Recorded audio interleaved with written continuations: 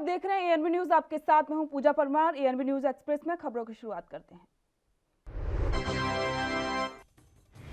योगी आदित्यनाथ ने यूपी के सीएम के रूप में दोबारा से मुख्यमंत्री पद की शपथ ली। राज्यपाल आनंदीबेन पटेल ने सीएम योगी समेत 50 मंत्रियों को शपथ दिलवाई। इस बार भी योगी की कैबिनेट में 2 डिप्टी सीएम बनाए गए हैं, जिसमें केशव प्रसाद मौर्य तो डिप्टी सीएम के पद पर काबिज रहे, लेकिन इस बार दिनेश शर्मा की जगह ब्रजेश पाठक को डिप्टी सीएम बनाया गया है।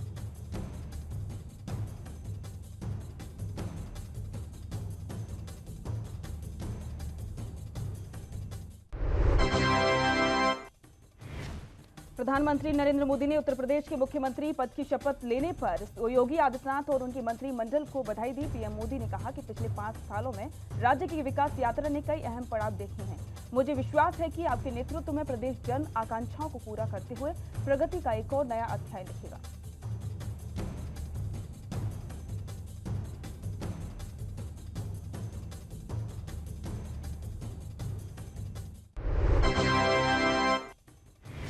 योगी आदित्यनाथ को यूपी का दोबारा से मुख्यमंत्री बनने पर केंद्रीय गृह मंत्री अमित शाह ने बधाई दी। उन्होंने अपने ट्विटर हैंडल पर लिखा, उत्तर प्रदेश के नवनिर्वाचित मुख्यमंत्री योगी आदित्यनाथ, उप मुख्यमंत्री केशव प्रसाद और ब्रजेश पाठक समेत पूरे कैबिनेट को बधाई। साथ ही उन्होंने लिखा कि मुझे विश्वास है कि पीएम नरेंद्र मोदी जी के मार्गदर्शन में आप सब पूरी तन्मयता के साथ में प्रदेश का विकास करेंगे।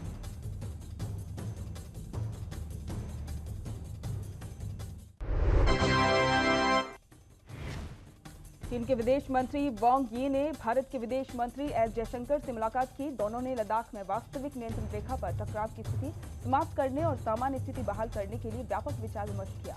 दोनों विदेश मंत्रियों ने द्विपक्षीय संबंधों को पटरी पर लाने के उपायों पर विचार करने के साथ ही पूरी प्रक्रिया को तेज करने की जरूरत महसूस की।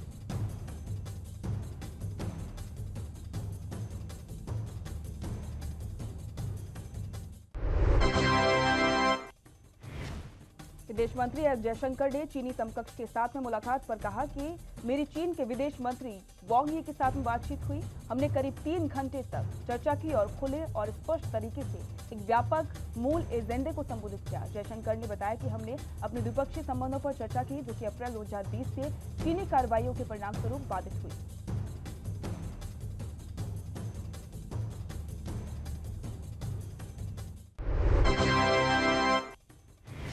डिप्टी सीएम की शपथ लेने के बाद केशव प्रसाद मौर्य ने प्रतिक्रिया दी। उन्होंने कहा कि यूपी में सीएम योगी आदित्यनाथ के नेतृत्व में दूसरी पारी शुरू हुई। 2022 का जो हमला, हमारा जो लोकतंत्र कल्याण संकल्प पत्र है, वो हमारा रोड मैप है और उसे पूरा करेंगे। साथ ही मौर्य ने कहा कि हम और अधिक प्रयास के साथ गरीबों के कल्याण पर काम करेंगे और 2024 के चुनावों में 75+ सीटों के साथ आगे बढ़ेंगे।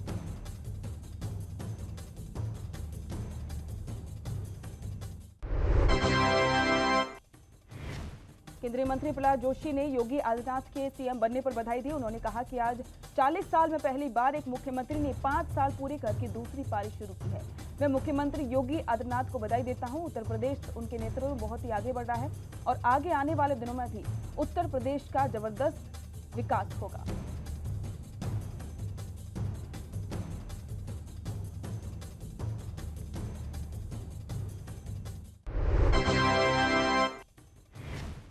हिमाचल प्रदेश के मुख्यमंत्री जयराम ठाकुर ने योगी आदित्यनाथ को दोबारा से मुख्यमंत्री बनने पर बधाई दी। ठाकुर ने कहा कि मुख्यमंत्री योगी आदित्यनाथ, प्रधानमंत्री नरेंद्र मोदी, गृह मंत्री अमित शाह और बीजेपी के राष्ट्रीय अध्यक्ष जेपी नड्डा ने बहुत ही मेहनत की थी, जिसके परिणाम से ही बीजेपी फिर से सरकार में आई है।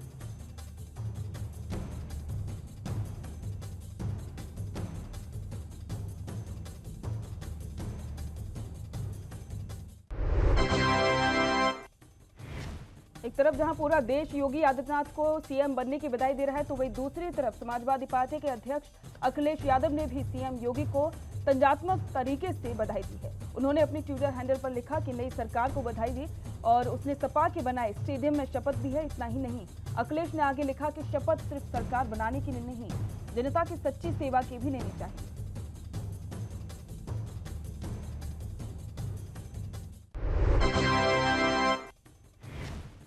यूपी के सीएम योगी को बधाई देने वालों की फहरिस्त कम नहीं हुई है और इसी कड़ी में गोवा के मुख्यमंत्री प्रमोद सावंत ने सीएम योगी को बधाई देते हुए कहा कि मैं उत्तर प्रदेश के मुख्यमंत्री योगी आदित्यनाथ को बधाई देता हूं, साथ ही पूरे मंत्रिमंडल को भी, जिन्होंने आज शपथ ली है। और बीजेपी नेतृत्व को भी बधाई, जिनके मार्गदर्शन में यूपी में एक बार फिर से बीजेपी ने रिकॉर्ड तोड़ा है।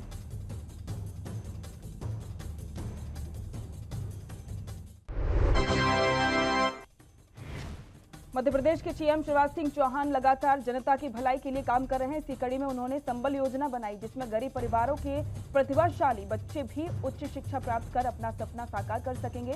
साथ ही पिछड़ा वर्ग के 2,40,000 विद्यार्थियों को 331 करोड़ रुपए की छात्रवृत्ति की राशि का वितरण भी शुभारंभ किया।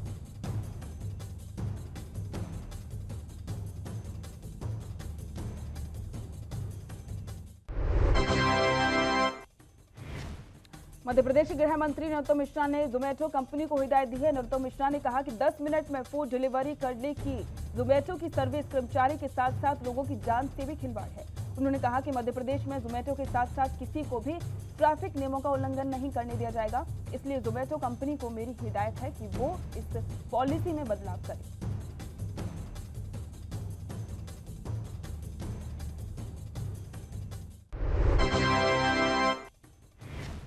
मध्य प्रदेश के गृह मंत्री ने दिल्ली के सीएम अरविंद केजरीवाल पर निशाना साधा। उन्होंने कहा कि केजरीवाल टुकड़े टुकड़े गैंग के समर्थक अभिनेता अभिनेत्रियों की फिल्में तो टैक्स फ्री करते हैं, लेकिन उन्हें कश्मीरी पंडितों के दर्द को दिखाने वाली फिल्म द कश्मीर फाइल्स को टैक्स फ्री करने में आपत्ति है।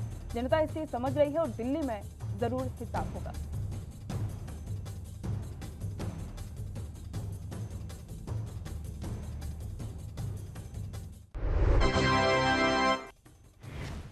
पश्चिम बंगाल के रामपुर हाट की घटना पर टीएमसी महासचिव कृणाल घोष ने अपनी प्रतिक्रिया दी। उन्होंने कहा कि घटना की हम निंदा करते हैं। राज्य सरकार ने सारे कदम उठाए थे और हम सीबीआई जांच में पूरा सहयोग करेंगे। हमारी बस यही मांग है कि सीबीआई बीजेपी के दबाव में न आकर निष्पक्ष तरीके से मामले की जांच करे। अगर सीबीआई ने दबाव में काम किया तो हम विरोध करेंगे।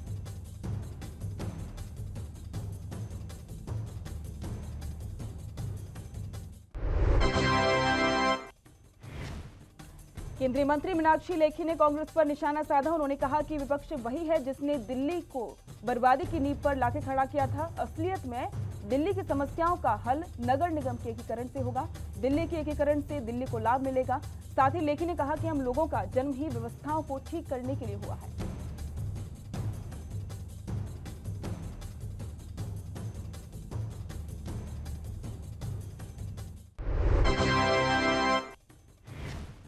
बिहार दिवस समारोह के दौरान भोजन करने से कई बच्चों को तबीयत खराब हो गई, जिसको लेकर अब बिहार सरकार के मंत्री विजय कुमार चौधरी ने अपनी प्रतिक्रिया दी। उन्होंने कहा कि सभी बच्चे ठीक होकर घर जा चुके हैं। अब कोई भी बच्चा अस्पताल में नहीं है। मामले में मजिस्ट्रियल जांच के लिए आदेश दिए हैं। जो भी दोषी होगा उस पर कार्रवाई की जाएगी।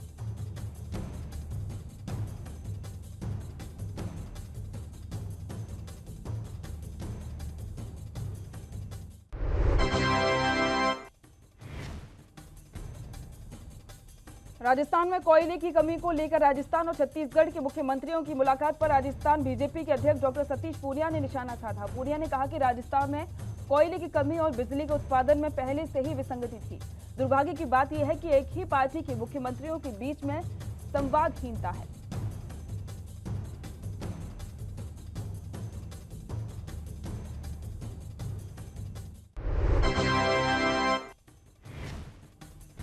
शिवसेना सांसद संजय राउत ने बीजेपी और केंद्र की जांच एजेंसियों पर निशाना साधा। उन्होंने कहा कि महाराष्ट्र में विपक्षी दल और केंद्र की जांच एजेंसी की मिलीभगत है। पश्चिम बंगाल में भी यही हो रहा है और यहां भी यही हो रहा है। राउत ने कहा कि आप देखिए कि थोड़े दिनों में ये लोग तमिलनाडु भी जाने वाले हैं। बीजेपी पर तंज कसते हुए उन्होंने कहा कि आपकी 100 पेन ड्राइव पर हमारा एक कवर ड्राइव भारी पड़ेगा।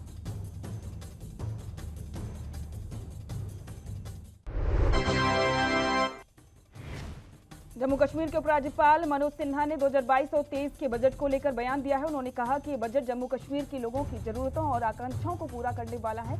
ये विकासोन्मुखी बजट है। हर क्षेत्र का आर्थिक विकास इस बजट का मुख्य लक्ष्य है और ये बजट जम्मू कश्मीर में ध्रुव गति से परिवर्तन करने वाला है। उपराज्यपाल ने बताया कि पिछले वर्ष के प्रदर्शन के आधार पर हमने आगे बढ़ने की तैयारी की है।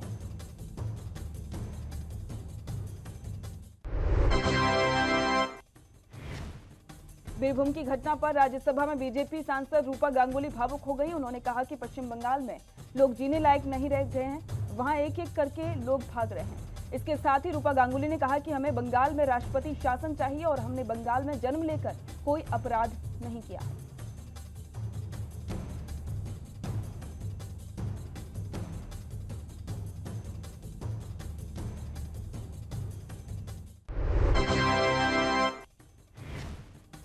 दिल्ली पुलिस ने 50,000 रुपए के इनाम वाले अपराधी को नासिक से पकड़ा है। दिल्ली उत्तर के डीसीपी सागर सिंह कालसी ने जानकारी देते हुए बताया कि पकड़ा गया लैंड माफिया एक अंतर्राज्यीय अपराधी है, जिस पर दिल्ली, उत्तर प्रदेश और पंजाब में 37 मुकदमे दर्ज हैं।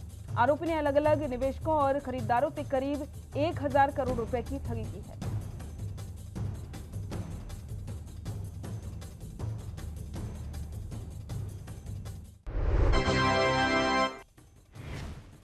कर्नाटक के प्राथमिक और माध्यमिक शिक्षा मंत्री बीसी नागेश ने शिक्षा प्रणाली को लेकर प्रतिक्रिया दी। उन्होंने कहा कि हम शिक्षा प्रणाली में नैतिक विज्ञान को शामिल करने पर गंभीरता से विचार कर रहे हैं। साथ ही रामायण, महाभारत, अब्दुल कलाम आदि जैसी कहानियों पर विशेष राय देंगे। और शिक्षा मंत्री ने कहा कि नेहरू जी ने भी कहा था कि हर बच्चे को भागवत गीता पढ़ानी चाहिए।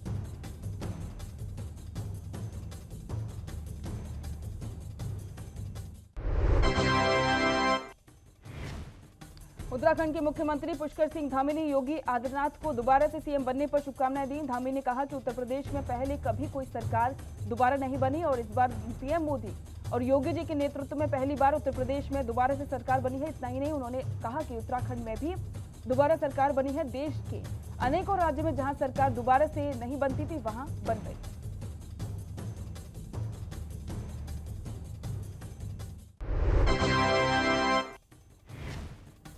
सुशांत सिंह राजपूत की पूर्व मैनेजर दिशा सालियान के परिजनों ने राष्ट्रपति को पत्र लिखकर केंद्रीय मंत्री नारायण राणे और विधायक नितेश राणे पर कार्रवाई करने की मांग की है। जानकारी के अनुसार दिशा के परिजनों ने अपने पत्र में लिखा है कि नारायण राणे और उनके बेटे के बयानों से हरेसमेंट हो रहा है और मेरी बेटी को लेकर राजनीति की जा रही है। साथ ही उन्होंने राष्ट्रपति को लिखे पत्र में कहा है कि अगर इसी तरह हमें दिक्कतों का सामना करना पड़ा तो हम अपनी जीवन लीला समाप्त कर लेंगे। मध्य प्रदेश के भिंड में बीजेपी जिलाध्यक्ष नाथू सिंह गुर्जर ने प्रेस वार्ता बुलाई। इस दौरान उन्होंने बीजेपी सरकार की उपलब्धियां गिनाई और साथ ही इंदौर को देश में स्वच्छता के मामले में लगातार 5 बार प्रथम आने का भी उल्लेख किया। लेकिन बीजेपी जिलाध्यक्ष से भिंड की स्वच्छता के बारे में सवाल किया गया तो सवालों से बचते हुए नजर आई। सांसद संध्या राय के संसद में जिक्र पर कांग्रेस के आरोपों को उन्होंने कहा कि जिले के सभी ऐतिहासिक पर्यटकों और मंदिरों को ध्यान में रखा जाए। इलाहाबाद विश्वविद्यालय में काफी संख्या में छात्र धरने पर बैठे और छात्रों की मांग है कि परीक्षा को ऑनलाइन कराया जाए। जिले के सभी छात्रों ने पत्र भी लिखे हैं। जिलाधिकारी संजय खत्री ने बताया कि हमने छात्रों को आश्वस्त किया है कि इस मुद्दे को लेकर कुलपति से चर्चा करेंगे, जिससे छात्रों की समस्याओं का हल निकले।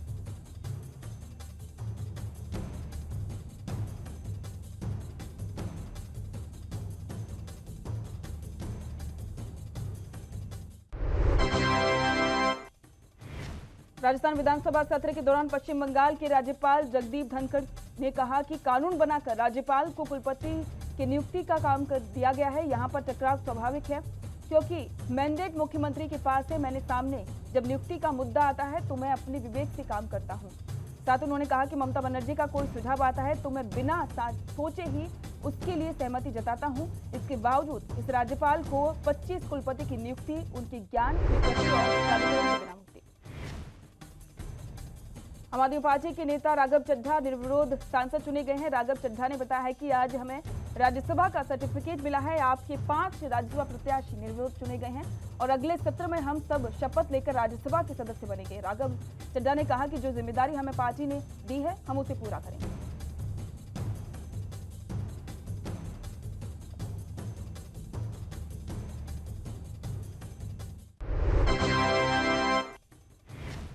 पश्चिम बंगाल के बीरभूम मामले में सीबीआई जांच के आदेश पर बीजेपी नेता दिलीप घोष की प्रतिक्रिया दी है। उन्होंने कहा है कि ममता बनर्जी हर घटना में एसआईटी गठित कर घटना को दबाने की कोशिश करती हैं।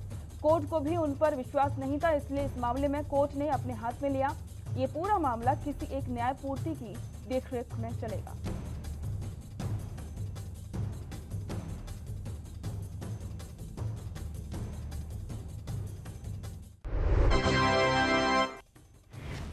बिहार सरकार के मंत्री और बीजेपी नेता नितिन नवीन ने उत्तराखंड में बीजेपी की सरकार बनने पर प्रतिक्रिया दी। उन्होंने कहा कि समान नागरिक संहिता की बात उत्तराखंड में चुनाव के दौरान मुख्यमंत्री पुष्कर सिंह धामी ने अपने एजेंडे में रखी थी और जब उत्तराखंड में सरकार बन गई है तो सरकार निश्चित रूप से उस एजेंडे को पूरा करेगी।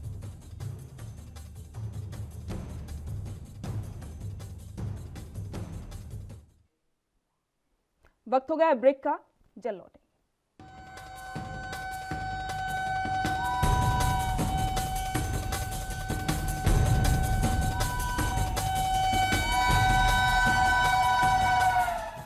ब्रेक के बाद स्वागत है, बढ़ते अगली खबर की ओर।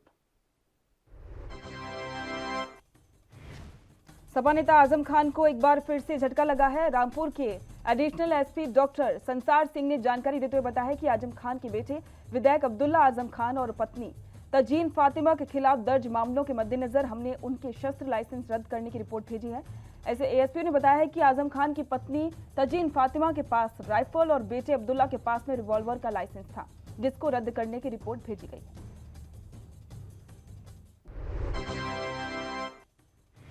यूपी के कानपुर में पुलिस कमिश्नरेट सिस्टम का 1 साल पूरा होने पर वॉकथॉन का आयोजन किया गया। कार्यक्रम का थीम 2 कदम शहर के लिए है, 1 कदम हम चलेंगे और 1 कदम आप चलिए। कानपुर के पुलिस कमिश्नर विजय कुमार मीना ने बताया कि इस कार्यक्रम का मुख्य उद्देश्य जनता और पुलिस के बीच में दूरी को समाप्त करना है, जिससे पुलिस को नेगेटिव इमेज समाप्त हो सके।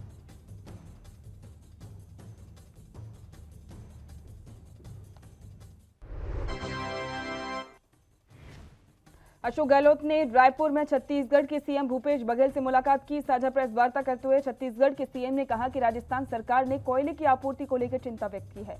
राजस्थान सरकार को जो कोयला खदान मिली वो भारत सरकार से मिली है, जो उस मांग के अनुरूप कार्रवाई की जा रही है। खदान अलॉटमेंट के बाद पर्यावरण और गाइडलाइन को भी पूरा करना होता है।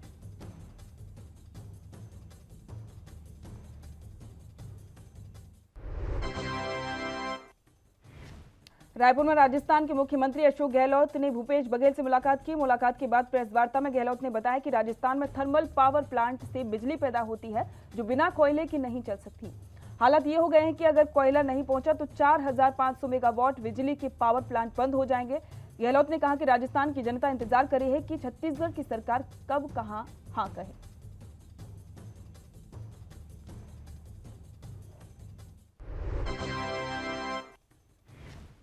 दिल्ली के डिप्टी सीएम मनीष सिसोदिया ने एमसीडी को लेकर अपना बयान दिया है। उन्होंने कहा कि देश की संसद में आज एक विधेयक लाया गया है, जिसका एकमात्र मकसद एमसीडी का चुनाव रोकना है। इसका मकसद एमसीडी में रिफॉर्म करना नहीं है। देश में पहली बार हो रहा है कि देश का पीएम एक नेता को रोकने के लिए सदन में कानून लेकर आ जाए ताकि चुनाव ही टाल दिया जाए।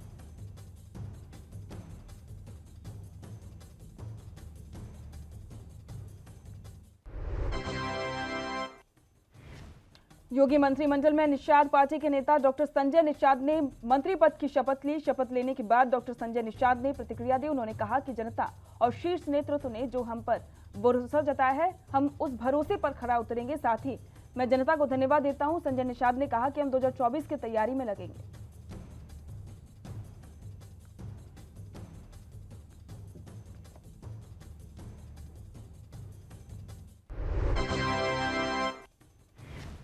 राजस्थान बीजेपी के अध्यक्ष डॉक्टर सतीश पूनिया ने बताया कि राजस्थान में 52,000 बूथ हैं और 6 अप्रैल को पार्टी का स्थापना दिवस है। इसलिए हमारी कोशिश है कि पन्ना प्रमुख अभियान के जरिए हम हर बूथ तक पहुंचे। पूनिया ने बताया कि बीजेपी को संगठन की रचना एक विशेष ताकत देती है और इसी के साथ में जनसंघ से लेकर बीजेपी की इस यात्रा में बूथ स्तर तक के कार्यकर्ताओं की भागीदारी भी जरूरी है।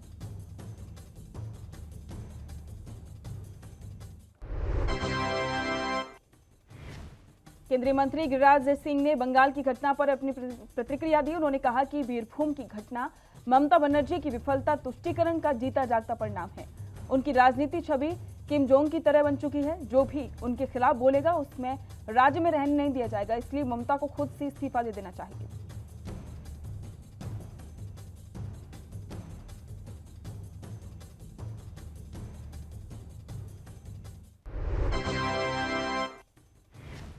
योगी आदित्यनाथ के दोबारा से यूपी का सीएम बनने पर संभल के सरायतरीन में मुस्लिम समाज के लोगों ने एक दूसरे को मिठाई खिलाकर मुबारक दिया और साथ ही सबने योगी के पिछले कार्यकाल के दौरान किए गए कामों की सराहना की। उन्होंने उम्मीद जताई है कि जैसे पिछले कार्यकाल में सीएम योगी ने काम किया था, ठीक उसी तरीके से आगे भी काम होगा।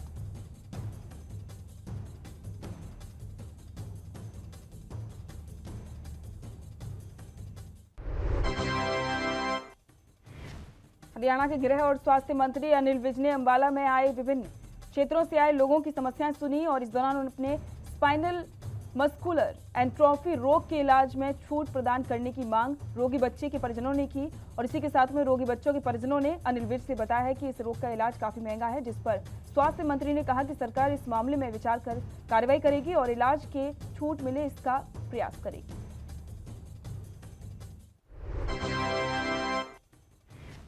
दिल्ली सराफा बाजार में शुक्रवार को सोने के दाम 30 रुपए प्रति 10 ग्राम की तेजी के साथ में 51,827 रुपए प्रति 10 ग्राम पर बंद हुए, जबकि पिछले कारोबारी सत्र के दौरान दिल्ली सराफा बाजार में सोना 51,797 रुपए प्रति 10 ग्राम पर बंद हुआ था।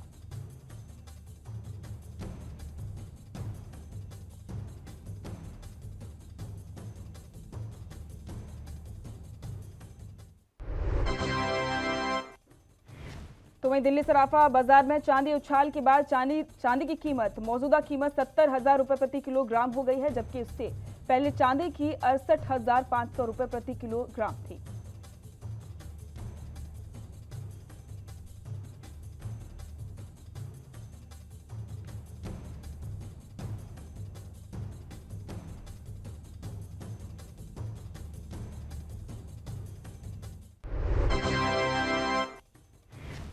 शेयर बाजारों में शुक्रवार को लगातार तीसरे दिन गिरावट रही और बीएसई सेंसेक्स के मुताबिक 233 अंक से अधिक नुकसान में रहा है।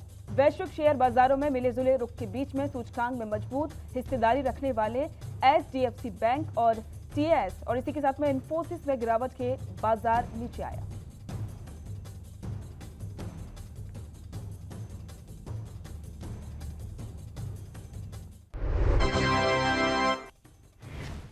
सेंसेक्स की तरह नेशनल स्टॉक एक्सचेंज का निफ्टी 69.75 अंक यानी कि 0.40% की गिरावट के साथ में 17,153 अंक पर बंद हुआ।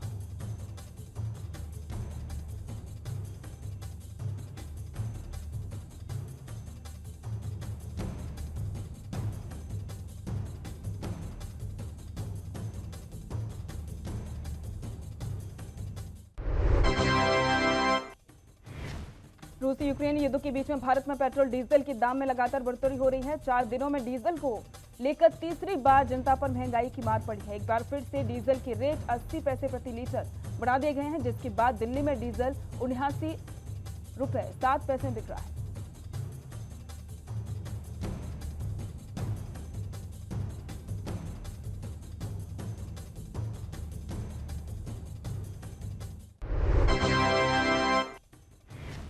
और इसी तरह रूस यूक्रेन के युद्ध के चलते पेट्रोल की कीमत में भी उछाल आया है, जिसके बाद दिल्ली में पेट्रोल की कीमत में 80 पैसे की उछाल के बाद में पेट्रोल 97 रुपए 81 पैसे में बिक रहा है।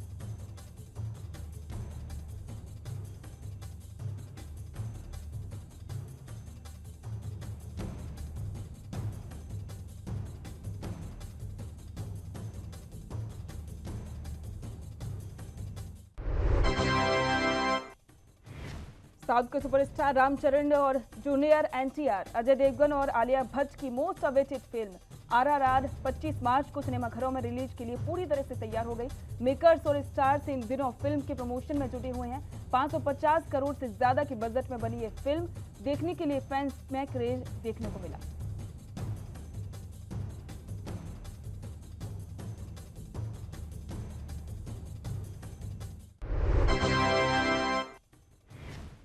एक बार फिर से शहनाज गिल का फोटोशूट सुर्खियों में आ गया है, लेकिन इस बार इनकी स्टाइलिंग पूरी तरह से अलग नजर आ रही है। शहनाज गिल रेट्रो वाइब्स देती हुई दिखाई दे रही हैं। ये फोटोशूट भी जब्बू रत्नानी ने ही शूट किया है। फोटोज में देखा जा सकता है कि शहनाज ने शेयर टॉप पहना हुआ है। इन फोटोशूट को शहनाज गिल ने इंस्टाग्राम पर भी शेयर किया है।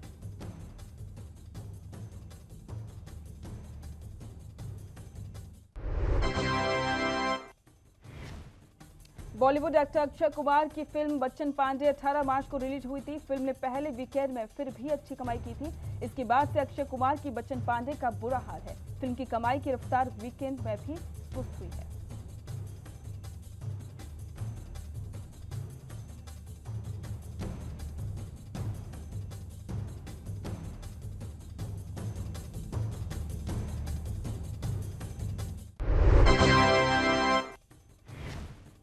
मानहानि केस में फिल्म अभिनेत्री कंगना रनौत की मुश्किलें कम होने का नाम नहीं ले रही हैं। जावेद अख्तर मानहानि मामले में मुंबई की एक अदालत ने कंगना को लताड़ लगाई है।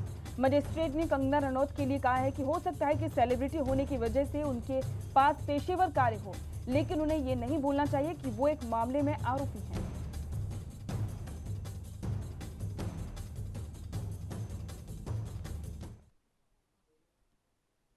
और इसी के साथ एएनबी न्यूज एक्सप्रेस में फिलहाल इतना ही। देखते रहिए एएनबी न्यूज। नमस्कार।